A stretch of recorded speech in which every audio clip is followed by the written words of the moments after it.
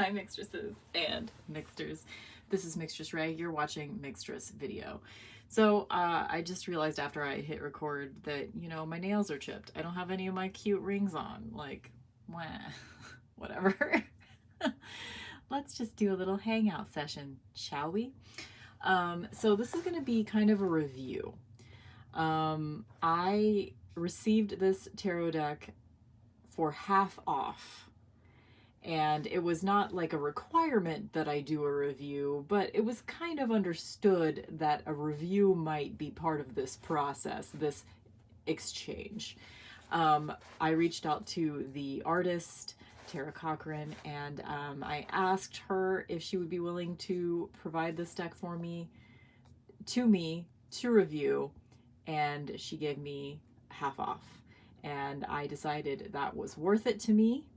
Because here's the thing, this deck has a lot of things that would normally be deal breakers for me, such as the price. It's $75. But I got half off, so that made it worth it to me. Another thing is these cards are big and thick and stiff, and they have that mirror gilding that I don't like. However, this deck is slaying me right now in a way that a deck hasn't in a while. Just a quick note about the guidebook. Oh, it comes with 2 little title cards. Quick note about the guidebook. It is like bullet style. It's got the astrology. It's got the esoteric Golden Dawn titles. It's really succinct and no nonsense. It doesn't have a lot of that really flowery new agey wording that I can't stand. It's just simple and to the point, and I really appreciate it. So that's the guidebook. Box is also very simple, not a bunch of crap about the social media on the back or whatever the fuck. It's just a simple black magnetic closure box. The cards themselves are fucking huge. Okay, let me find a standard size tarot card. Just RWS. Let's go with that. Just to give you, these are 5.75 by 3.5, I believe. So as you can see, they are quite large. This is one that whenever I shuffle it, I have to do it like this, and even then it's pretty difficult. There's also, these cards are very busy. However, they are intriguing, and I want to look at them. I want to study them. When I first got this deck, I got it on Saturday afternoon, or Saturday after I got off work. And I literally flipped through this deck and looked at it, just kind of memorizing the imagery and just studying it for hours. That is not something that I normally do. I immediately connected in with this deck. I think this is going to be an exception to things that are normally immediate deal breakers for me. Decks I can't riffle shuffle. I definitely can't riffle shuffle this deck. Decks that are fancy and expensive. Let's be real. If I hadn't gotten half off, I wouldn't have been able to get this deck. But I'm so happy to have it. The thing that is my favorite about this deck is its literal physical cut and paste with magazines, scissors, and glue. And for some reason, that collage style just really resonates with me. And I realized 2 weeks ago, I don't have a single collage deck. And I was attracted to this one, but this is before I had reached out to the artist, and I just thought, well, I'm definitely not going to be spending $75 on a tarot deck. So what else could I look at? And I ordered the Tantric Dakini Oracle, which I haven't gotten yet.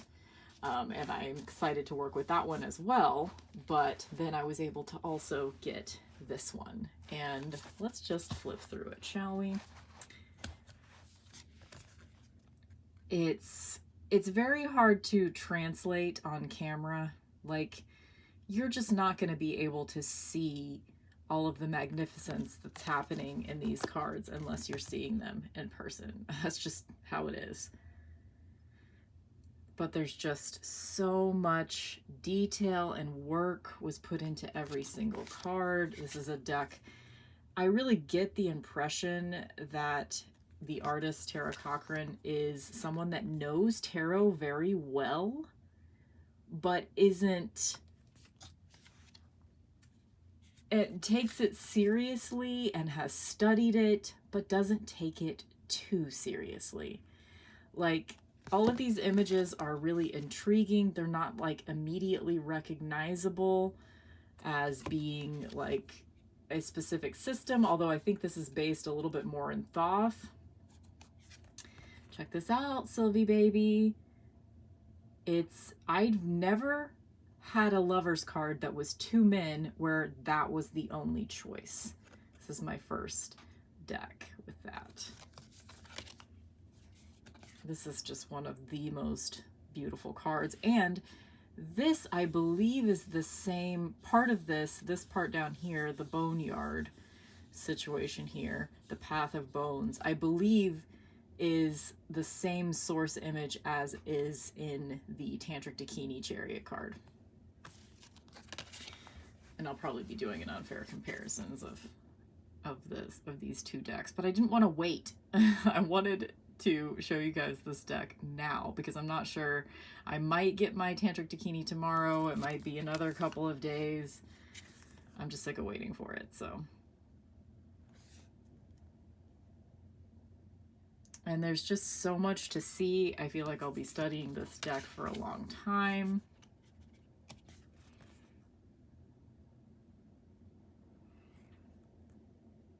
And it's inspiring too, because this is kind of, it's been a long time since I've done art, but collage was pretty much my medium.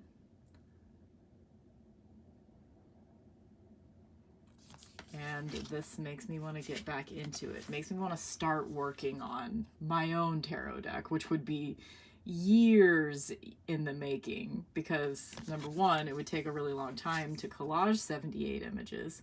But also, I would have to do a fair bit of collaging just to get to a point where I felt like I was actually creating what I wanted to create, you know? But this inspires me to want to take that step.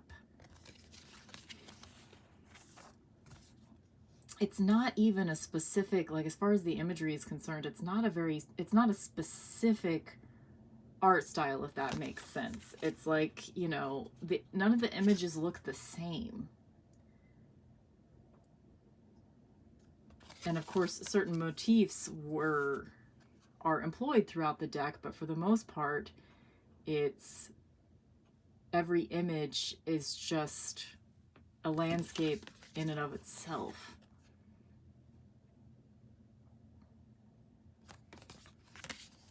It's hard to, like, this, the reason why I don't do very many reviews on my channel. This is my card of the day. Actually, I'm going to be shuffling a new card after this anyway, so I don't need to put it back on the stand. It's hard to tell. The reason why I don't do many reviews on this channel is that it's hard to tell how you're going to feel about a deck, really, when you first get it, which is why I hardly ever do unboxings specifically. And I've only had this deck now for, I guess it's only been 2 days, but I've spent hours studying it already. So with that in mind, look at this fucking Ace of Wands. Like, every card has the right energy, even if it doesn't necessarily have the imagery that you might expect to see. I feel like it's, if you look at it and you really think about the images that were chosen, you get the vibe. Or else I'm just on the I might just be on the same, like, sort of symbolism wavelength or something. And I don't think all of them have, like, necessarily, like, this Four of Wands has 4 candles. Not all of them have that, but I don't think. Look, guys, it's a ferret.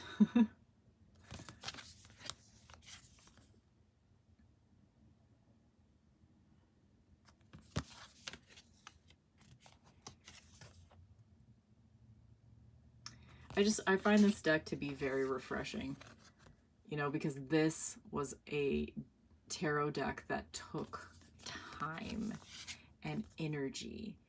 And, you know, I hate to, like, I don't want to sound like I'm saying that, like, literal cut and paste is more important or anything than, like, digital collage, but I feel an energy from this artwork that I've never gotten from a digital collage deck.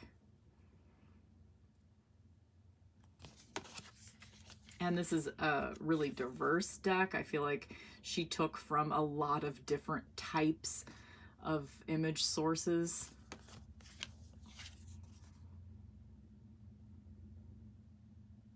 I would love to have, like, seen her process. And every time I look at one of these cards, and I suspect I'll be saying this for years about this deck, every time I look at one of these cards, another aspect of the imagery pops out at me. But it's not, sometimes that can mean that something is too busy. But in this case, even though there's a lot going on, I feel like it was thoughtful. It's a very thoughtful tarot deck. It's very evocative. And I may just be, this is like a deck that it's possible that if I had gotten it at a different point in my tarot journey, I'm going to go ahead and set these aside since we're getting a bigger pile here already. It's possible that at a different point in my tarot journey, I might not have been ready for this, you know? Because there have been points on my path, I'm just starting to get out of this actually, wherein, like, if it doesn't remind me of an RWS, you know, imagery, then I don't know how to deal with it, you know? And there are certain things that I look for in certain cards. I love this.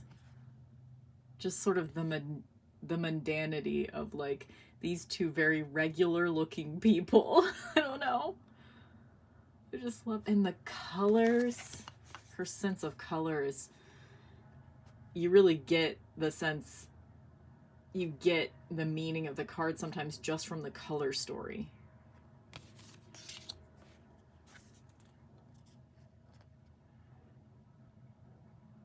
It's really cool. It's really cool.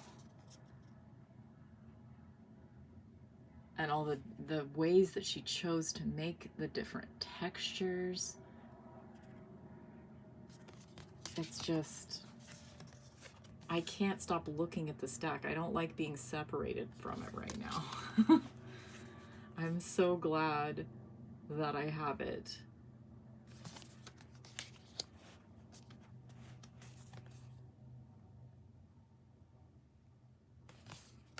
I feel like I can look at tarot in a different way almost using this deck.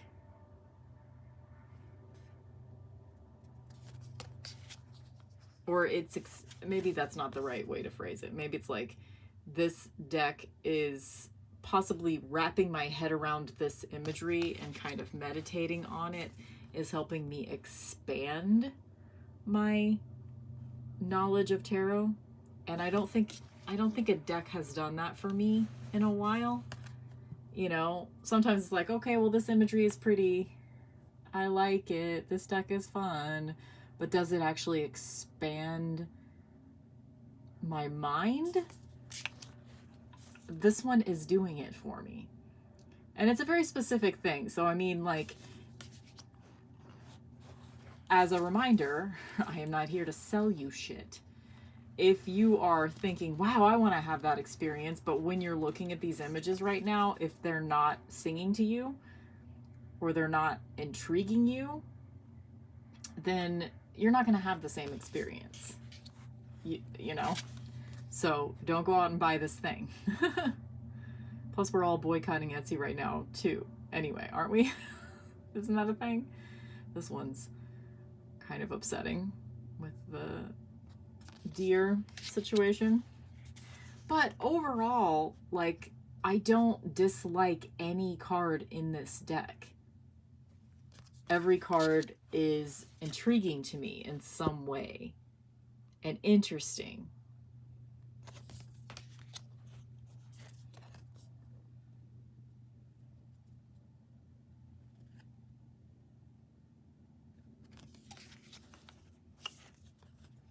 I'm pretty sure this is Lana Del Rey, which is an interesting choice for the Queen of Swords, but there's not an overuse of pop culture figures in this deck, I don't think. Like Marilyn Monroe is present in one or two of the cards, and then we have Lana Del Rey here, but that's all that I've noticed. And this is subtle enough that, like, it might not be her, but I think it is. Which is the way to do it, in my opinion, as far as, like, pop culture is concerned. I love this. Ace of Coins, stack of pancakes. This is just a deck that I've been just kind of, like, holding and hugging to my chest, and, like, I want to, like, consecrate it, and it feels special. And it's also, part of it could just be that I don't have anything else like this. I like that the elemental symbolism is at the top of the cards as well.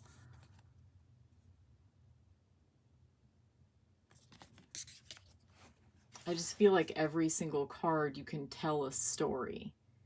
Like with this Five of Pentacles, like, it makes sense to me that we're looking at all these lanes of traffic, because if that's how you're spending your life, then it's a pretty sad existence, you know? If you're just a part of that rat race, it's really sad. And then you've got these, like, horrible, emaciated animals, which is really heartbreaking. But it's evocative, you know? It makes me think, and I'm here for it. This deck came into my life partially because I made it happen. You know, I reached out and the artist was nice enough to give me half off. But if that hadn't happened, I wouldn't have it right now. But if I hadn't thought, you know what, I'll give it a try.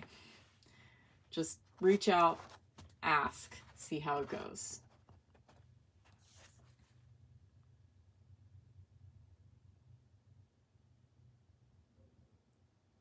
So far, every card, even if I'm at first like, I don't know, how is that? This one's obvious, that it's Nine of Pentacles. This is my card of the month, too. So there's no bird, which is a little sad because I really like the bird in the Nine of Pentacles. But is it absolutely essential? This still says Nine of Pentacles. Like, it literally has 9 coins. And this chick is decadent as fuck. And she's happy. And she's alone in bed. That makes total sense to me.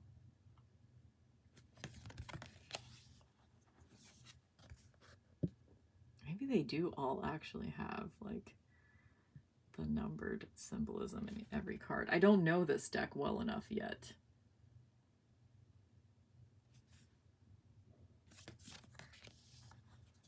This is just a very indulgent deck. It's evocative, it's indulgent, it's thoughtful, without taking itself too seriously. That's what I love about it the most, is that like this deck, I feel like it was created by a person that knows tarot really well, but they're not taking themselves or tarot too seriously. I mean, I think this is my only deck that includes a woman with, I would assume that these are fake boobs because they have a very odd shape to them. It's like you can see the line where the implant is. But, but like, it's just like, who's bold enough to put a chick with breast implants in their tarot deck? Like, yes, I'm here for it. Weirdly, it doesn't make sense, but I am. So there you go. My review after having this deck for 2 days is that I think that it is a forever deck. Would you like to watch me struggle to try to shuffle it? Because that is a process.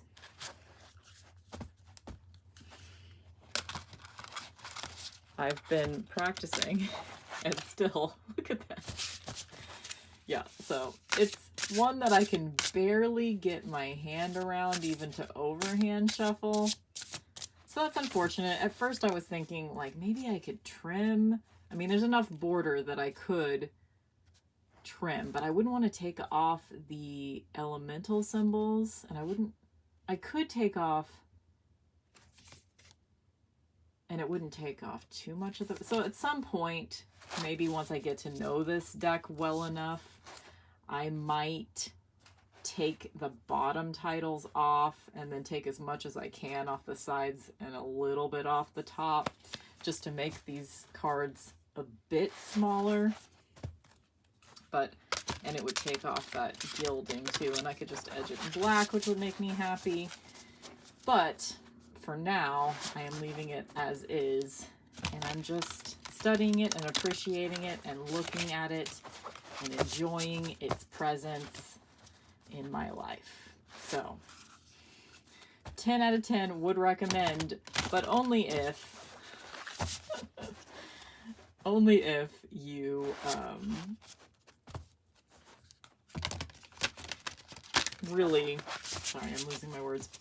Only if you really like this art style, because I do think it's coming from, I just feel so much good energy from this deck, and I don't know if, you know, there's actually something to that, or if it's just because, hey, this art actually really resonates with me, and I have the added, like, good feeling towards the artist because she was willing to give me half off this deck. So, you know, those are where my biases might lie, but I still think this deck was created by someone that was willing to put a lot of work in. I wouldn't be surprised to hear that it took Tara, like, years to make this deck. Wouldn't be surprised. And it's really, really fucking cool. I think that this might be a new, like, what's that hashtag going around? Mixtress Classics, my classics. This could be a new Mixtress Classic. Truly. It could be. This is what, okay, I don't think I've said this part yet, but this deck is what I wish Serpent Fire had been. You know, Devaney Wolf. I mean, nothing against her. Actually, like, I do have some shit to say about her, but I'll save that for now. But whenever I got Serpent Fire, I ended up getting it 2 separate times. Because, like, what I wanted from that deck, the vibe that I thought I was getting from the imagery of that deck, it didn't, the deck itself, holding it in my hands, it did not follow through. And I think that possibly that person is not someone that I would trust in real life. And I don't get the same, this will be my card of the day for tomorrow then. And I don't get that feeling from Tara. So I'm into this deck. I don't know how to do reviews, so I'm just saying I really, really like it. Truly. It's like, it's kind of campy, but it's coming from a real knowledge base. And it's just, it looks like it was it doesn't look like it was created in 2022. You know, it looks like it was created a long time ago. It feels like it already has a weight and a history. And I'm gushing a little too much when I could feel differently about it in a month. Who knows? As fickle as I am. So I'm going to shut up now, and thank you guys for watching.